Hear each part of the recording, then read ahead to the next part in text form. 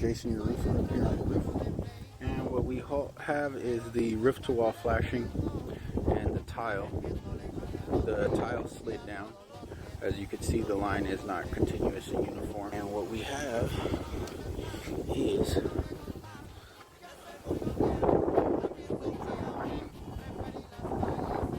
behind there.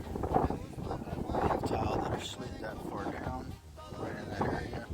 And our leak is right away. When we have tile that slid that far down, it definitely causes a roof leak.